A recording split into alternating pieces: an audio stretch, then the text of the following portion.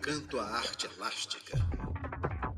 Eu ia te perguntar e ele perguntar, Domingos, justamente sobre os escritores brasileiros em Nova York e nos Estados Unidos em geral. A coisa mais difícil no mundo, talvez, seja você reunir dois brasileiros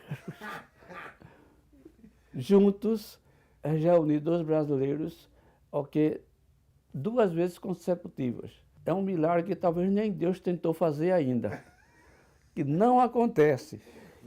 Olha, eu admiro muitíssimo os artistas plásticos, os pintores.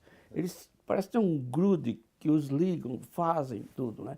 Mas, enfim, eu quis dizer para você o seguinte, que temos realmente, frequentemente, fundamos realmente a quarta literária, em que os escritores com quem nos associamos estão realmente presentes, né?